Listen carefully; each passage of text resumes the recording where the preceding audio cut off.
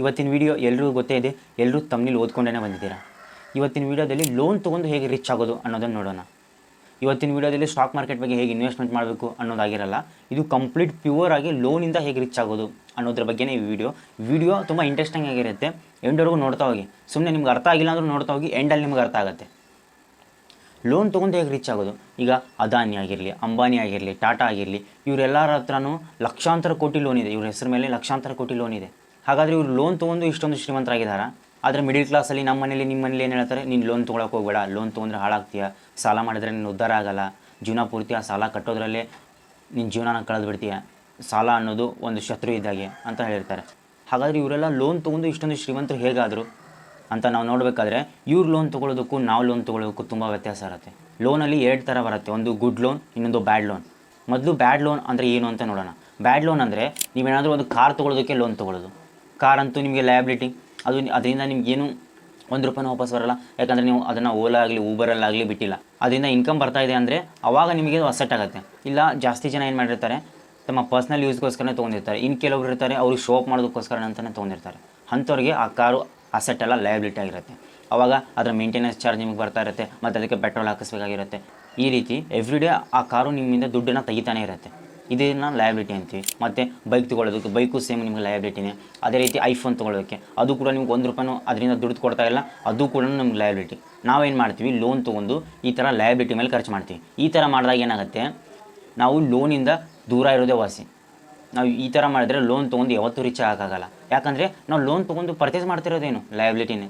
ಅದೇ ರಿಚ್ ಪೀಪಲ್ಗಳು ಏನು ಮಾಡ್ತಾರೆ ಅಂದರೆ, ಅವರು ಕೂಡ ಲೋನ್ ತೊಗೋತಾರೆ. ಇನ್ಫ್ಯಾಕ್ಟ್ ನಮಗಿಂತ ಜಾಸ್ತಿ ಲೋನ್ ತೊಗೋತಾರೆ.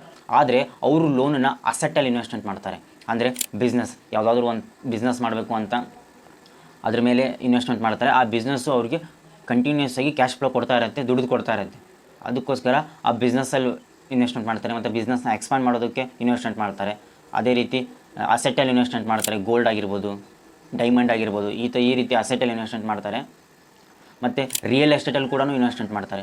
ಈ ಥರ ಅವರು ಅಸೆಟ್ಟಲ್ಲಿ ಇನ್ವೆಸ್ಟ್ಮೆಂಟ್ ಮಾಡೋದ್ರಿಂದ ಅವರು ರಿಚ್ ಆಗ್ತಾ ಹೋಗ್ತಾರೆ. ಯಾವ ರೀತಿ ರಿಚ್ ಆಗ್ತಾರೆ ಗೊತ್ತಾ? ಈಗ ಫಾರ್ ಎಕ್ಸಾಂಪಲ್, ನೀವು ಏನಾದರೂ ಒಂದು ರಿಯಲ್ ಎಸ್ಟೇಟಲ್ಲಿ ಇನ್ವೆಸ್ಟ್ಮೆಂಟ್ ಮಾಡಿದ್ದೀರಾ. ಒಂದು ಕಮರ್ಷಿಯಲ್ ಶಾಪ್ ಇದೆ ಅಂದ್ಕೊಳ್ಳಿ. ಆ ಶಾಪ್ನ ನೀವು ಬೈ ಮಾಡಬೇಕಂತ ಇದ್ದೀರಾ, ಅದು ಸಿಟಿ ಸೆಂಟ್ರಲ್ಲಿದೆ. ಆ ಶಾಪ್ನ ನೀವು ಬೈ ಮಾಡಬೇಕಂತ ಇದ್ದೀರಾ.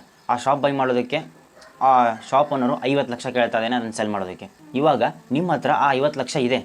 ನೀವೇನು ಮಾಡ್ತೀರಾ, ಆ 50 ಲಕ್ಷ ಕೊಟ್ಟು ಆ ಶಾಪ್ನ ಬೈ ಮಾಡ್ತೀರಾ, ಅಥವಾ ಬ್ಯಾಂಕ್ ಹತ್ರ ಹೋಗಿ 50 ಲಕ್ಷ ಲೋನ್ ತೊಗೊಂಡು ಆ ಶಾಪ್ನ ಬೈ ಮಾಡ್ತೀರಾ.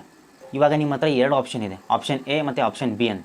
ಆಪ್ಷನ್ ಏನಿದೆ, ನಿಮ್ಮ ಹತ್ರ 50 ಲಕ್ಷ ಇದೆಯಲ್ಲ ಆಲ್ರೆಡಿ, ಅದನ್ನೇ ಕೊಟ್ಟು ಆ ಶಾಪ್ನ ಬೈ ಮಾಡೋದು. ಇನ್ನೊಂದು ಆಪ್ಷನ್ ಬಿ, ನಿಮ್ಮ ಹತ್ರ ದುಡ್ಡಿದ್ರೂ ಕೂಡ ಲೋನ್ ತೊಗೊಳ್ಳೋದು.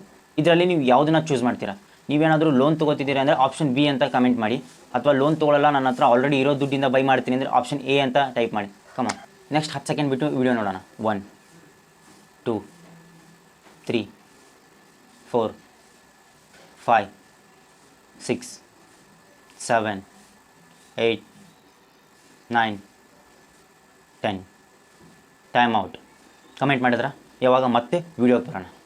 ಇವಾಗ ನೀವೇನು ಮಾಡ್ತೀರಾ ಅಂದರೆ, ನಿಮ್ಮ ಕ್ವಶನಿಗೂ ನಾನು ಆನ್ಸರ್ ಕೊಡ್ತೀನಿ. ವೀಡಿಯೋನ ಜಸ್ಟ್ ನೋಡ್ತಾ ಹೋಗಿ, ಅಂದರೆ ನಿಮ್ಗೆ ಕ್ಲಿಯರಾಗಿ ಒಂದು ಕಾನ್ಸೆಪ್ಟ್ ಅರ್ಥ ಆಗುತ್ತೆ. ಇವಾಗ ನೀವೇನು ಮಾಡ್ತೀರಾ, ನಿಮ್ಮ ಹತ್ರ ದುಡ್ಡು ಇದ್ದರೂ ಕೂಡ ನೀವೇನು ಮಾಡ್ತೀರಾ, ಲೋನ್ ಮಾಡ್ತೀರಾ. ಬ್ಯಾಂಕಿಗೆ ಹೋಗಿ 50 ಲಕ್ಷ ಲೋನ್ ಬೇಕು ಅಂತ ಕೇಳ್ತೀರಾ. ಬ್ಯಾಂಕ್ ಅವರು ತಮ್ಮ ಏನೇನು ಲೀಗಲ್ ಪ್ರೊಸೆಸ್ ಇದೆಯೋ ಅದನ್ನೆಲ್ಲ ಮುಗಿಸಿ ನಿಮಗೆ 50 ಲಕ್ಷ ಲೋನ್ ಕೊಡ್ತಾರೆ. ಇವಾಗ ಆ 50 ಲಕ್ಷನ ನೀವು 20 ವರ್ಷದವರೆಗೂ ಲೋನ್ ಹಾಕ್ತೀರಾ. 20 ವರ್ಷಕ್ಕೆ ಟೈಮ್ ಲೈನ್ ತೊಗೊಂಡಾಗ ನಿಮ್ಮ ತಿಂಗಳ ಮಂತ್ಲಿ EMI ಆಗುತ್ತೆ 41,000 ಆಗುತ್ತೆ. ಇವಾಗ ನಿಮ್ಮ ತಲೆಯಲ್ಲಿ ಒಂದು ಕ್ವಶನ್ ನೋಡ್ತಿರ್ಬೋದು, ತಿಂಗಳ 41,000 ಎಲ್ಲಿಂದ ಕಟ್ತೀರಾ ಅಂತ. ನೀವೀಗ ಅಂದ್ಕೊಂಡಿರ್ಬೋದು, ಆ 50 ಲಕ್ಷ ಇದೆಯಲ್ಲ, ಆ 50 ಲಕ್ಷದಿಂದ ತಿಂಗಳ 41,000 ಕಟ್ಟಬೇಕು ಅಂತ ನೀವು ಅಂದ್ಕೊಂಡಿರ್ತೀರ. ಆದರೆ ಆಗಲ್ಲ. ಈ ವಿಡಿಯೋನ ನೋಡ್ತಾ ಹೋಗಿ ನಿಮಗೆ ಗೊತ್ತಾಗುತ್ತೆ. ಇವಾಗ ನಮ್ಮ EMI ಅಮೌಂಟ್ ಇರೋದು ಎಷ್ಟು ಹೇಳಿ, 41,000. ಮಂತ್ಲಿ 41,000 ನಾವು EMI ಕಟ್ಟಬೇಕು. ಇವಾಗ ಆ ಶಾಪ್ನ ನೀವು ಬೈ ಮಾಡಿದ್ದೀರಾ. ಇವಾಗ ಆ ಶಾಪ್ ನಿಮ್ಮದಾಗಿದೆ. ಇವಾಗ ನೀವೇನು ಮಾಡ್ತೀರಾ, ಆ ಶಾಪ್ನ ರೆಂಟಿಗೆ ಕೊಡ್ತೀರಾ. ರೆಂಟ್ನ ಯಾವ ರೀತಿ ಕೊಡ್ತೀರಾ ಅಂದರೆ 10% ರೆಂಟಿಗೆ ಕೊಡ್ತೀರಾ. ಯಾವ ರೀತಿ ಅಂದರೆ, ಈಗ ಕಮರ್ಷಿಯಲ್ ರಿಯಲ್ ಎಸ್ಟೇಟ್ ಅಂದರೆ ಆಲ್ಮೋಸ್ಟ್ 10%, 12%, 15%ವರೆಗೂ ಇರುತ್ತೆ. ಆದರೆ ನಾವು ಆ್ಯಾವ್ರೇಜ್ ಇಡೀ ಇಂಡಿಯಾದಲ್ಲೇ ಸ್ಟ್ಯಾಂಡರ್ಡಾಗಿ ನೋಡಿದ್ರೆ 10% ರೆಂಟಲ್ ಇನ್ಕಮ್ನ ಎಲ್ಲರೂ ಕೊಡ್ತಾರೆ. ಈಗ 50 ಲಕ್ಷ ಪ್ರಾಪರ್ಟಿಗೆ 10% ಅಂದರೆ ಎಷ್ಟಾಯಿತು, 5 ಲಕ್ಷ ಆಯಿತು. ಇದು ವರ್ಷಕ್ಕೆ 5 ಲಕ್ಷ ದುಡ್ಡು ಕೊಡ್ತಾ ಇದೆ. ಹಾಗಾದರೆ ತಿಂಗಳಿಗೆ ಎಷ್ಟು ದುಡ್ಡು ಇರ್ತದೆ ಅಂದರೆ 41,000. ಅಂದರೆ ನಿಮ್ಮ ಒಂದು ತಿಂಗಳ ಬಾಡಿಗೆ 41,000 ಆಯಿತು. ಇವಾಗ ನಿಮ್ಮ EMI ಅಮೌಂಟ್ ಇರೋದು 41,000, ನಿಮ್ಮ ರೆಂಟಲ್ ಇನ್ಕಮ್ ಇರೋದು 41,000. ಅಲ್ಲಿಗೇನಾಯಿತು, ಟ್ಯಾಲಿ ಆಯಿತು. ಅವಾಗ ಏನಾಯ್ತು ಹೇಳಿ, ನೀವು ಏನೂ ಎಕ್ಸ್ಟ್ರಾ ಖರ್ಚು ಮಾಡೋ ಅವಶ್ಯಕತೆ ಇಲ್ಲ. ಆ ಶಾಪು ತನ್ನ EMIನ ತಾನೇ ದುಡಿತಾ ಇದೆ. ತಾನೇ ದುಡಿತಾ ತನ್ನ ಸಾಲನ ತೀರಿಸ್ತಾ ಇದೆ. ಇವಾಗ ಏನು ಮಾಡ್ತೀರಾ, ಮುಂದಿನ ವರ್ಷ ಮತ್ತೆ 10% ಇನ್ಕ್ರೀಸ್ ಆಗುತ್ತೆ. ಯಾಕಂದರೆ ರೆಂಟಲ್ ಇನ್ಕಮ್ ನಾರ್ಮಲ್ ಆಗಿ 10% ಇಯರ್ ಆನ್ ಇಯರ್ ಇನ್ಕ್ರೀಸ್ ಆಗ್ತಾ ಹೋಗುತ್ತೆ. ಇವಾಗ 41,000 ರೆಂಟಲ್ ಇನ್ಕಮ್ಗೆ 10% ಅಂದರೆ ಮತ್ತೆ 4,100 ಆಯಿತು. ಅಂದರೆ ಮುಂದಿನ ವರ್ಷ ನಿಮಗೆ 4,100 ಸಿಗುತ್ತೆ. ಈ 4,100 41,000 ಪ್ಲಸ್ ಮಾಡಿದ್ರೆ ಎಷ್ಟಾಯಿತು? 45,100 ಆಯಿತು. ಈ 45,100ಗೆ ಮತ್ತೆ ಮುಂದಿನ ವರ್ಷ 10% ಅಂದರೆ ಎಷ್ಟಾಯಿತು? 49,610 ರೂಪಾಯಿ ಆಯಿತು. ಇವಾಗ ಏನು ಮಾಡ್ತೀರಾ, ನಿಮ್ಮ ಇ ಎಮ್ ಐ ಅಮೌಂಟು ಅಷ್ಟೇ ಇರುತ್ತೆ. ಯಾಕಂದರೆ 41,000 ಇರುತ್ತೆ 20 ವರ್ಷದವರೆಗೂ. ಇ ಎಮ್ ಐ ಅಮೌಂಟಲ್ಲಿ ಏನೂ ವೇರಿಯೇಷನ್ ಆಗಲ್ಲ. ನಿಮ್ಮ ರೆಂಟಲ್ ಮಾತ್ರ 10% ಇನ್ಕ್ರೀಸ್ ಆಗುತ್ತೆ. ಇವಾಗ ನಿಮ್ಮ ರೆಂಟಲ್ ಇನ್ಕಮು 49,610 ರೂಪಾಯಿ, ನಿಮ್ಮ ಇ ಎಮ್ ಐ ಅಮೌಂಟು 41,000. ಇವೆರಡನ್ನೂ ಮೈನಸ್ ಮಾಡಿದ್ರೆ ಎಷ್ಟು ಬಂತು? 8,610 ರೂಪಾಯಿ. ಈ 8,610 ರೂಪಾಯಿ ಅನ್ನೋದು ನಿಮಗೆ ಎಕ್ಸ್ಟ್ರಾ ಉಳಿದಿದೆ. ನಿಮ್ಮ ಇ ಎಮ್ ಐ ಕಟ್ಟಿಬಿಟ್ಟು ನಿಮ್ಗೆ ಎಕ್ಸ್ಟ್ರಾ ಉಳಿದಿದೆ. ಈ 8,610 ರೂಪಾಯಿನ ನೀವೇನು ಮಾಡ್ತೀರಾ, ಯಾವುದಾದ್ರೂ ಒಂದು ಸೆನ್ಸೆಕ್ಸ್ ಅಥವಾ ನಿಫ್ಟಿ 50ಲೋ ಇನ್ವೆಸ್ಟ್ಮೆಂಟ್ ಮಾಡ್ತೀರಾ, ಮಂತ್ಲಿ SIP ಮಾಡ್ತೀರಾ. ನಿಮಗೆ ಅದರಿಂದ 16% ರಿಟರ್ನ್ ಸಿಗುತ್ತೆ. 16% ಯಾವ ರೀತಿ ಹೇಳ್ತಾ ಇದ್ದೀನಿ ಅಂದರೆ, ಸೆನ್ಸೆಕ್ಸು ಲಾಸ್ಟ್ 40 ವರ್ಷದಿಂದ ಇಯರ್ ಆನ್ ಇಯರ್ 16% ರಿಟರ್ನ್ ಕೊಟ್ಟಿದೆ. ಒಂದು ವರ್ಷ 17 ಕೊಟ್ಟಿರ್ಬೋದು, ಒಂದು ವರ್ಷ 8 ಕೊಟ್ಟಿರ್ಬೋದು, ಒಂದು ವರ್ಷ 23 ಕೊಟ್ಟಿರ್ಬೋದು. ಆದರೆ ಆ್ಯಾವ್ರೇಜ್ ಆಗಿ ನೀವು ಲಾಂಗ್ ಟರ್ಮಲ್ಲಿ ನೋಡಿದರೆ 16% ರಿಟರ್ನ್ ಅಂತೂ ಕೊಟ್ಟಿದೆ. ನಿಮಗೆ ಟೈಮ್ ಪೀರಿಯಡ್ ಇರೋದು ಎಷ್ಟು ಹೇಳಿ? 18 ವರ್ಷ. ಯಾಕಂದರೆ 2 ವರ್ಷ ನಿಮ್ಮ ರೆಂಟಲ್ ಇನ್ಕಮ್ ಇನ್ಕ್ರೀಸ್ ಆಗೋದಕ್ಕೆ ನೀವು ಸುಮ್ಮನೆ ಇದ್ದೀರಾ. ಅಲ್ಲಿವರೆಗೂ ಬರೀ EMI ಮಾತ್ರ ಕಟ್ತಾ ಇದ್ದೀರಾ.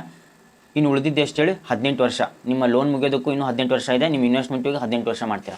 ಹಾಗೆ ಮಾಡಿದ್ರೆ ನಿಮ್ಮ ದುಡ್ಡು ಎಷ್ಟಾಗುತ್ತೆ ಗೊತ್ತಾ? ಇಲ್ಲಿ ನೀವು ಸ್ಟೆಪ್ ಅಪ್ ಕ್ಯಾಲ್ಕುಲೇಟ್ರಿಗೆ ಬನ್ನಿ. ನಿಮ್ಮ ಮಂತ್ಲಿ ಅಮೌಂಟ್ ಎಷ್ಟಿದೆ? 8,610 ರೂಪಾಯಿ ಇದೆ. ಈ 8,610 ರೂಪಾಯಿಗೆ ಗ್ರೋತ್ ಇನ್ ಇನ್ವೆಸ್ಟ್ಮೆಂಟ್ ಅಮೌಂಟ್ ಅಂತ ಇದೆ. ಗ್ರೋತ್ ಇನ್ ಇನ್ವೆಸ್ಟ್ಮೆಂಟ್ ಅಮೌಂಟ್ ಅಂದರೆ ನಿಮ್ಮ rental income year on year ಎಷ್ಟು ಇನ್ಕ್ರೀಸ್ ಆಗ್ತಾಯಿದೆ? 10% ಇನ್ಕ್ರೀಸ್ ಆಗ್ತಾಯಿದೆ. 10 ಅಂತ ಹಾಕಿ. ನಿಮ್ಮ ಎಕ್ಸ್ಪೆಕ್ಟೆಡ್ ರಿಟರ್ನ್ ಎಷ್ಟಿದೆ? 16% ಅಂತ ಹೇಳಿದೆ. ಟೆನ್ಯೂರ್ ಅಂದರೆ ನಿಮ್ಗೆ ಇನ್ನೂ 18 ವರ್ಷ ಟೈಮ್ ಇದೆ. ಪ್ಲ್ಯಾನ್ ಮೈ ವೆಲ್ತ್ ಮೇಲೆ ಕ್ಲಿಕ್ ಮಾಡಿದ್ರೆ ಎಷ್ಟು ಬಂತು? 1,74,00,000 ಬಂತು. 20 ವರ್ಷ ಆದಮೇಲೆ ನಿಮ್ಮ ಲೋನಿನ EMI ಕೂಡ ಮುಟ್ಟೋಗಿದೆ. ನಿಮ್ಮ ಸಾಲ ಎಲ್ಲ ತೀರಿದೆ. ಶಾಪು ನಿಮ್ಮ ಹೆಸರಲ್ಲೇ ಇದೆ ಮತ್ತು ಆ ಶಾಪಿಂದ ರೆಂಟಲ್ ಇನ್ಕಮ್ ಇವಾಗಲೂ ಬರ್ತಾ ಇದೆ. ಮತ್ತು ಎಕ್ಸ್ಟ್ರಾ ನಿಮ್ಮ ಹತ್ರ 1,74,00,000 ದುಡ್ಡೂ ಇದೆ.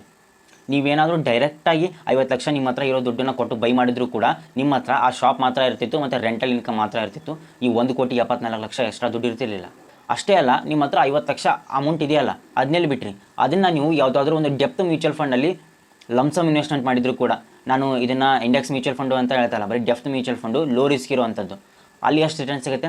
Minimum 10% return ಹಿಡೀರಿ. 12% ಬೇಡ, 16% ಬೇಡ, ಮಿನಿಮಮ್ 10% ರಿಟರ್ನ್ ಹಿಡಿದ್ರೂ ಕೂಡ ನಿಮ್ಮ ಇನ್ವೆಸ್ಟ್ಮೆಂಟು ಎಷ್ಟಾಗಿರುತ್ತೆ ಗೊತ್ತಾ? 3,36,00,000 ಆಗುತ್ತೆ. ಇವಾಗ ನಿಮ್ಮ ಹತ್ರ ಎಷ್ಟು ದುಡ್ಡಿದೆ ಅಂದರೆ ಬರೋಬ್ಬರಿ 5 ಕೋಟಿ ದುಡ್ಡಿದೆ. ನೋಡಿ, ಲೋನ್ ತೊಗೊಂಡಿರೋದ್ರಿಂದ ನೀವು ರಿಚ್ ಆದ್ರಾ ಇಲ್ವಾ? ನೀವೇನಾದರೂ ಲೋನ್ ತೊಗೊಳ್ದೇನೆ ನಿಮ್ಮ ಹತ್ರ ಕ್ಯಾಶ್ ಇದ್ದಿದ್ದ ಅಮೌಂಟನ್ನೇ ಆ ರಿಯಲ್ ಎಸ್ಟೇಟಲ್ಲಿ ಇನ್ವೆಸ್ಟ್ಮೆಂಟ್ ಮಾಡಿದ್ರೆ ನೀವು ಇಷ್ಟು ಶ್ರೀಮಂತರಾಗೋಕ್ಕೆ ಸಾಧ್ಯನೇ ಇರ್ತಿರಲಿಲ್ಲ.